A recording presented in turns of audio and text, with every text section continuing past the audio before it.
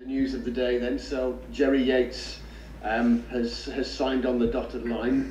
How quickly has that move come about? We have watched him the last 4 or 5 days, and then yesterday we start to be very concrete, and then yesterday morning, and then he came yesterday afternoon, and and he had his first training today. How fit and ready and available is he? No, he's fit. He trained yesterday full training, and he has trained normally in the last period. So he is okay fit, and he looks happy to be here. When you are selling what you are doing to any player you want to sign, how are you going about it? One more time. When you are sort of trying to pitch coming to Sheffield Wednesday, what are you saying to players you'd like to bring in? Jamen for him, it was not difficult at all. You could feel from when I spoke with him from the first second in his voice, wow, Sheffield Wednesday, and he has a strong emotion for our club. So before we start to speak about football and reason and this, then it was the first part of our conversation that he really would love to play for our club. But typically when I speak with the player, then I tell why I think he could be a good match for us, and then of course I have a lot of questions to him about him as a person, and so we have a good conversation together. So it was quite easy with him. And why do you think he could be a good fit then in coming into this team? First, there's not many strikers on the market right now, and we try to find a 9 who can support our offensive players, and here we have searched for a guy who like to be in the box, who like to run behind the opponent's back line, and a guy who has good mentality and who like to be a part of a team and be also a good pressing player for us. So I think he can a lot of this, and then he has scored goal in the championship before. So he has tried before to play in the championship, and he has tried to make goal in the championship before, and we hope we can give him the confidence again so he can start to do this again. It is that mad time as the transfer deadline approaches. Sheffield Wednesday have been linked with a few players, I suppose. Another Luton player, Marvellous McCamber. Is there anything in that? Is he someone that could sign for the Owls? He is one of 7, 8, 9 central midfielder we are looking at, because we know for more position we have longer list, but it's not that we can only take the first one and then everything will happen to Sheffield Wednesday. So we need to have a bigger amount of players to see what is possible for the quality, what is possible financially, what is possible with the agent, what is possible the whole way with the club, what is possible the whole way around. So, but yes, he's one of them we are looking at. And just in terms of recruitment, there is the deadline clearly, but there's also maybe prospects for free agents as after that deadline. Is that something that you and Sheffield Wednesday are keeping in the back of your minds? Yes, it is, and we have asked the EFL if we are allowed to do it, and wait for an answer if we can do it or not. So until now we have to do everything before the transfer window is done, but we hope we can get another answer from them today, tomorrow. Given the circumstances, the greater volume of speculation, as it were, is about out. So if I can mention 4 names and you just comment on them: Cadamarteri, Ingleson, Valerie and Ugbo, will they all have gone before the deadline? Oh, it's a good question. But I don't think all will leave, and I don't hope all will leave. I hope, from my heart, I hope they will all stay, but I also know the situation where we are, so it's too early to say. Into now, there had not been any offers who was, I think, fair in relation to the quality of the players. So, but let's see. We are generally late in the transfer window, but we are still in the beginning of the transfer window for us. Without wishing to sound like I'm trying to lead you down a garden pathway here, are others on that list, or some of the players on that list, more likely than others between now and the deadline? Because there's obviously sort of consistent interest in Kadamata and Ingelsson, to name two. Right now, the offers we have got is all rejected. So right now we're waiting for next step, and which next step I don't know what would be. So to say that those two is bigger potential in this than two others, honest, I don't know, because right now the offers we have got is all rejected. When we spoke a few weeks ago and we were talking about injuries, you said that after the Wrexham game there might be some positive news of players returning to the matchday squad. Is that still the case? Are you hopeful that one or two might be around for Blackburn and beyond? No. Max have got a setback, so he's out for the next 6 to 8 weeks. And Dom is going well, but we have speed down the process. Not speed down, but we cannot make any risk. So I think it will take 1 or 2 weeks more before he's back. Right, and are they sort of the nearest? Well, I offer obviously Dominic. Is he the sort of closest to coming back to pull on a shirt then? Yeah, so we have Olaf. He trained now really well. He trained well, and he trained all the training now. So, and it's also going good in his recovery, and he can also be a part of the squad. Yeah, I think it is. I know we've clearly spoken to you a lot about Barry Bannon. So now that transfer has come to pass, who are you looking at in the squad to be that leader or group of leaders to take on the responsibilities that he had?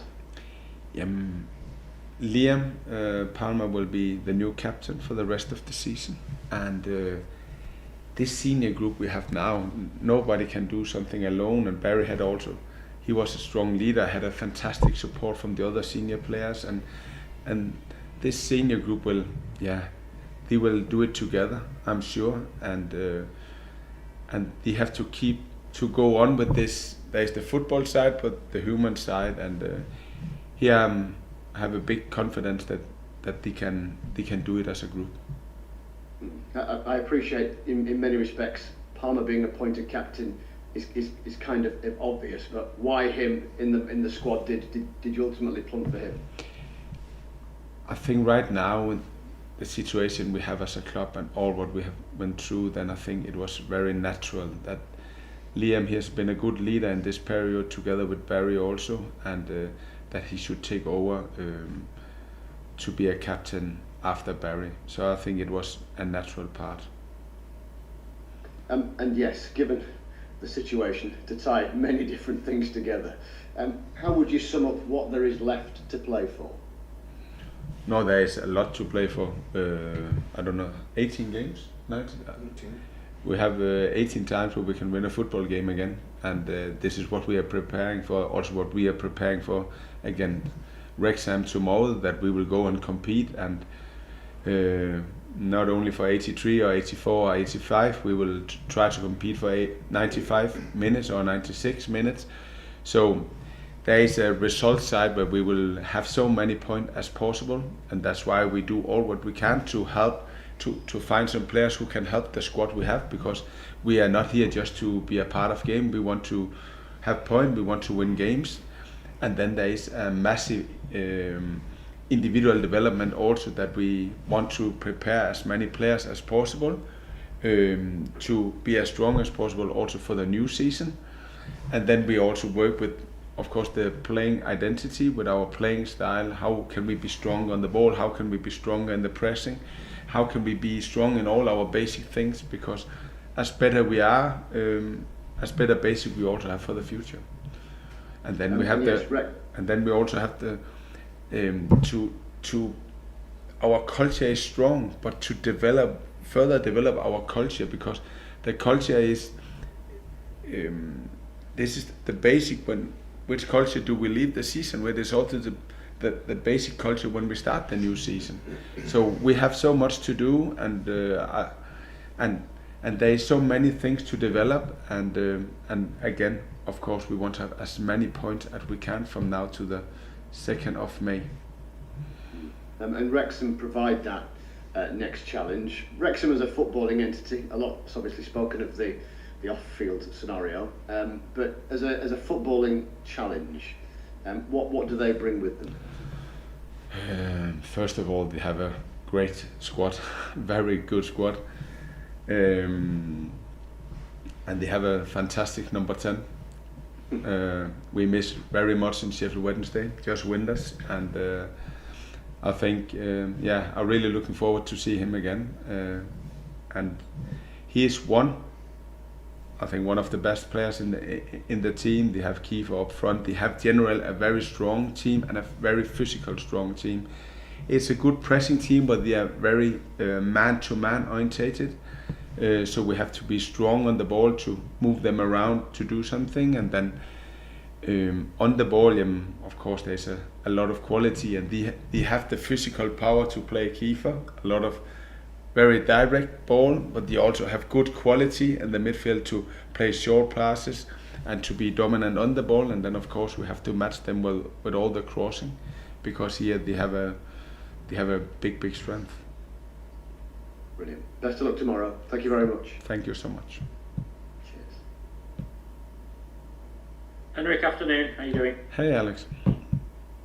In terms of the players that you're looking at, I think Jerry and Marvellous particularly, there's experience there. I mean, with the departure of Barry and perhaps one or two others, how important will that be for the rest of the season? We have a situation where we have a lot of young guys, hungry guys with top mentality who do all what they can. So of course we also look to get some experienced player in who can support and be a part also of the senior group. We're still looking for a left-sided player defending, because Reece is quite alone right now, and with Max out for the next 6 to 8 weeks, then we miss a player for our left side. Then now Barry has left, and can we find a new Barry? No, of course we cannot find a new Barry. And this year we have to find out if we want to keep Svante higher up and then find a new 6. Should Svante have also played 6 for us? Should we find an extra 10 up front with the 2 spot we have? So we are looking for 6. We're looking for 10.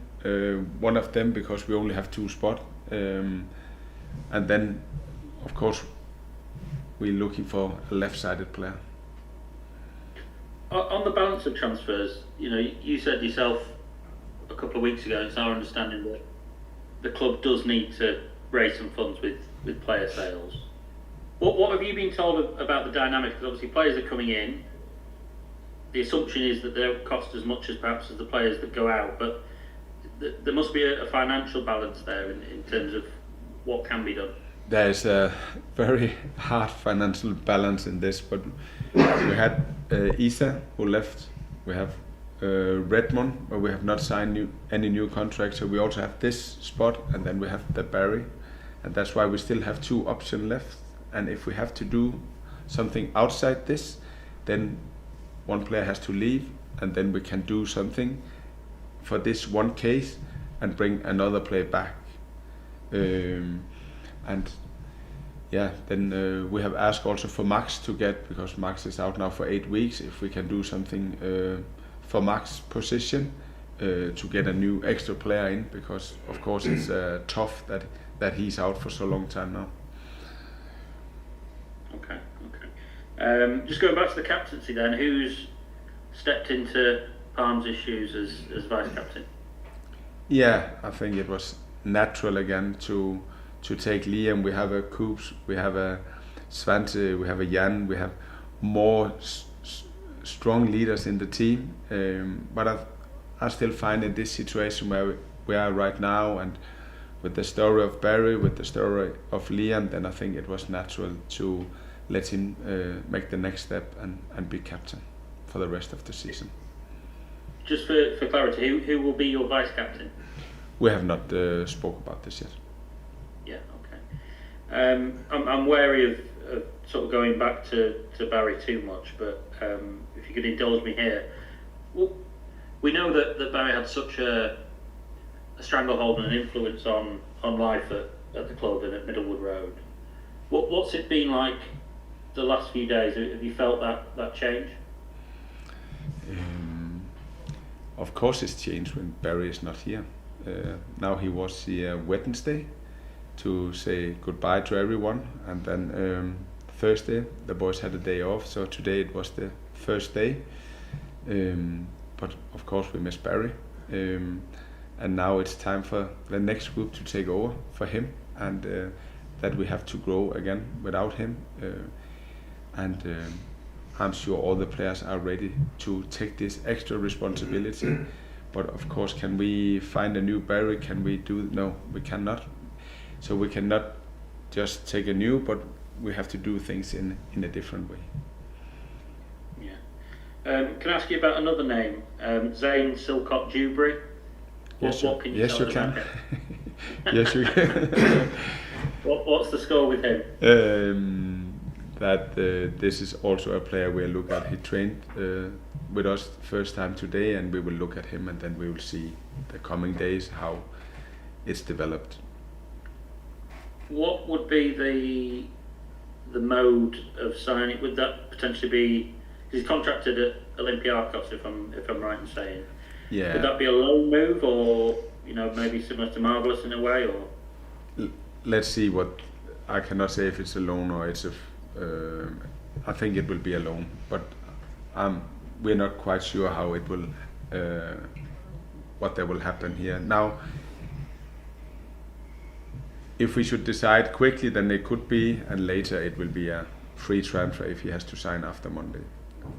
Yeah, sure. And how did he look in training, out of interest?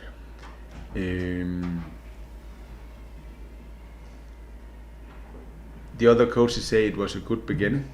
I had all the focus for the start 12, start 13 today, and now I'll watch the training also with the perspective for him, because all my focus today was how we could prepare our team in the best possible way for tomorrow. Okay, good stuff. You mentioned him there with Gibbs, but Josh Windass was a player for a long time at Hillsborough. What sort of reception do you think he deserves or will get from the fan base? Oh, he deserves a fantastic respect. I love Josh. He's a fantastic number 10, and I think, honestly, he's a very undervalued player. In this 10 position, he can decide a game on his own. He has good individual quality, and this is what many are watching, but he's also a fantastic team player. He runs a lot, and he has a good brain to be a part of a team. So I think he has a lot of good quality, and he's a strong number 10. Yeah. And then finally, just to arrow in on one of the potential departures, what's the score with EK in terms of where he's at? He's not played for a long time. We gather there is a possibility he could move out before the deadline closes. He trained first time now, normally with the squad without problems. So it's positive, and there is some discuss to go on loan to stay. So let's see what's happened, but nothing is concrete. Nothing. So let's see what's happened also the next 2-3 days. Yeah.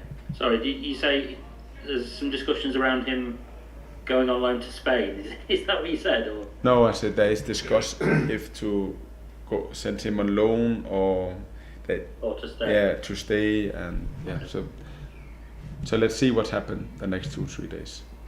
I thought you said to Spain there. I thought you were giving us an exclusive. Henrik, thanks for your time. I'll catch up with you tomorrow. Yeah, thank you. Have a good afternoon. You're right, Henrik. How are you doing? Hey, Joe. Thank you. I'm okay. Good stuff, good stuff.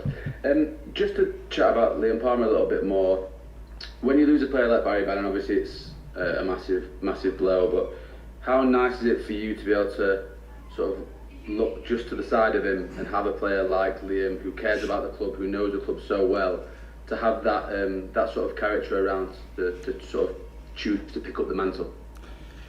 I think with Barry and with Liam, it's not just normal to have two players who have been here for so long time, and to have two players where the club means so much.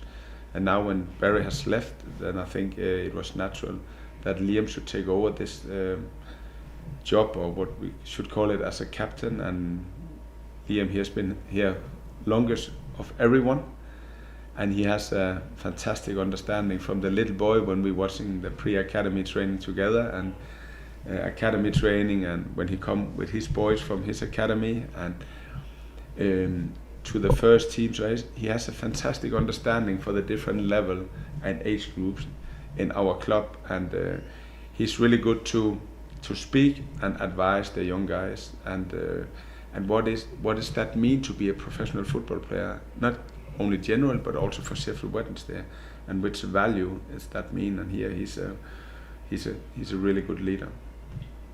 Yeah, and just with Liam, obviously he's a player who's been around. He's done everything at Wednesday. What was there like I don't want to say a ceremony, but like, did you pull him to one side and tell him, or did you tell him in front of the other players? Like, how did it work? He was in my office in the morning, and then I just asked him if he was ready to be captain, and of course he was. And then before the presentation of the offensive game plan for all the players, I told the players that Liam will be the new captain. Excellent. And just to touch a little bit on Nathan Redmond, I know you say that he won't be sticking around. Was that what was the process behind that decision? Are you definitely going to be able to replace him, or are you still waiting to find out if that's the case? I have had a really good conversation with Red, and we agreed that we need to see the time and to see how much he played, and then evaluate. And then Tuesday I think we spoke, and I said I cannot promise you. We only have 2 spots right now, 3 spots at this time, and we have to see which player we can find. And you are part of this group of players who can be as an offensive player, because we have the spot from Isa, we have the spot from Barry, and we have the spot from himself. And I told it was the situation, and then we will see which player we prefer to, and which player there is possible to get for the position. Yeah, fair enough. I understand it's probably a very difficult thing for you to talk about, and there's probably things you can't say. But in terms of the players that are wanted elsewhere, you touched on it earlier with the other guys, but like, have you been told that there will have to be players that leave, or is there a chance that nobody goes? There's always a chance that nobody goes if there's no offers in the right with the right numbers for the different players. But I'm also been told that it will be great if we could sell a player for the security of the club. Yeah, no, that makes sense. Just away from the first team a little bit, there's a young lad who's been playing as part of the 21s, Josh Bayliss. It feels like he's been on trial for about 8 months. I just wondered, with Josh, am I right in saying he spent a bit of time with the first team? Like, what's the situation with Josh, and where is he at? Yeah, he has also been a part of the first team, and he's a good kid. He has invested a lot, and he had invested a lot also from his own pocket to stay here and to be developed. And he has also trained sometimes with the first team, and right now I think he speaks with the academy manager about the future in the club, in which direction it will go. But I don't have any updates for this. No, that's fine. Henrik, thank you so much for your time, and good luck at the weekend. Thank you. Hi Henrik, good to see you. Hey, Stuart. I just wanted to ask, it's obviously an even more complicated January transfer window for you than for other clubs with the EFL restrictions. Are you in a position now where if a bid came in on, say, Monday afternoon for one of your players, would you know already what you're able to do? No. In terms of bringing in extra players? No. No, yes and no.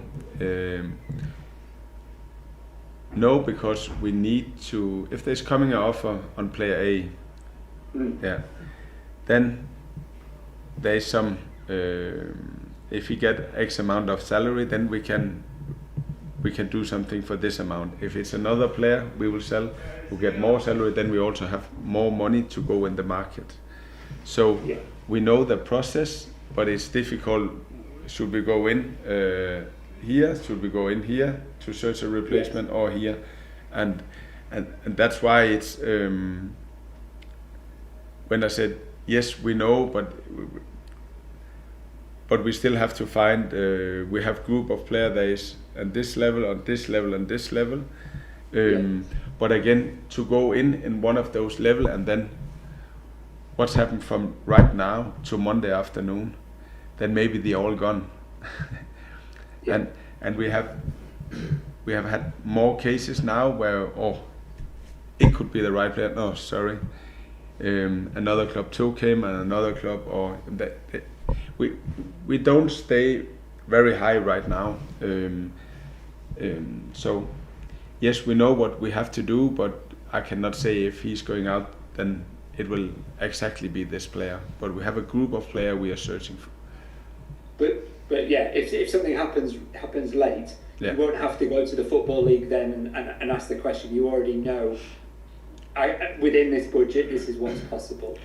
We will have an idea, but of course, if one player gonna be sold, we have to call EFL and say they have showed us that we can do, but as I told before, we need to take each single case. So we will call them, and then we will have a dialogue with them what is possible and what is not possible. Okay. And just obviously, you know how big a football club this is. That's why you're here. But how pleasing is it for you when someone from outside like Jerry shows such enthusiasm and appreciation of the club when you have that first conversation? I mean, it's fantastic, and that's why we are Sheffield Wednesday, and we have to be proud. I know it's a tough time and a hard time, but we have a fantastic club still, and we still have to stay with this high chest and this open mind and this power, because it's a special club, and there's a lot of players who want to play for Sheffield Wednesday. Right now it's very, very difficult because many players have a big heart, but as all other families, there need to be a balance between the financial part and the football side. So but how he reacted, Jerry, was amazing. But I also think how our players are reacting for the whole situation. It's strong. You always talk about senior players, especially being a mirror to the younger players. Is that almost as important a part of Jerry's job coming in as the football side? There's more side. There's to get some fresh energy into the group. Yeah, because now for a long time it has been the same group, so it's good to get new players from outside. Then there's some quality things from the football side, with his deep run, with his he has scored goals in the championship before. But of course there's also a leader side. But right now he will use a lot of energy for himself, and then when he has been here a little bit, then I'm sure he will start to be a good mirror and to give a little bit more. But I'm also sure now, first time he come on the pitch, that he will have a lot to do to concentrate for himself and to make a good performance, and then he will grow from here.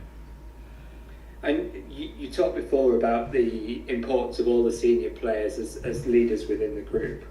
I guess in any situation, but especially in your situation, it can't just be the senior players. So I just wonder, who are the players who are the younger players outside of the senior group who are really showing leadership qualities at the moment? For me, there is different level of leadership. There is, for all the players, the personal leadership, to be a leader in their own boat, in their own ship, to be conscious about who do you want to be, who you don't want to be, and how can I lead myself in the best possible way so I have most possible training, most possible game, where I am who I want to be. And this is a big thing in self, and here the young guys, more of them have enough just to do this. Then the next level is when it's not only about me, it's about us. How can I do something so my teammates are growing around me? And here, of course, the senior player, but if you see how Gap he has developed since summer, and I was tough with him in the beginning because I think he was sometimes lazy and he was too unstable, but he's growing a lot as a human, and how he's speaking, how he organizes us defensively is amazing. So he's a young leader, and as the Coops and the other players, I think, also speak so much when I'm back again. Yeah, not only when you are alone with the young boys, do it also to us, because we listen to you. So I think Gap is a good example for a young guy who has developed a lot as a leader, not only as a football player. Excuse me. So when you talk about them speaking to you, the coaching group, do you encourage them to come to you and say, I don't think this is working, I think we should try this? What sort of conversations do you like to have with them when you talk about that? About the leadership, or about... When you mentioned there about you encourage players to come to speak to you as a coaching staff, yeah? Did I understand that right? I have a lot of individual conversation with all the players, and about the football develop, about the human develop, because I think it's very important in a time like this where it is difficult. Then you need refresh your mind. You need sometimes a new perspective to come back in who you want to be. And here I speaking with the boys, the coaches do an amazing job. I'm so happy for them, and they also not only football, but it's a lot of football. But example, Pete who also speak a lot with the human behind the football players, and Giles is really good in this area too, and so we try to support the boys, with the coaching team, with me, to keep them in this line who they want to be and who do we want to be as a group. Excellent. Well, thank you very much for your time. Good luck at the weekend. Thank you, Stuart. Thank you. Thanks a lot. All the best.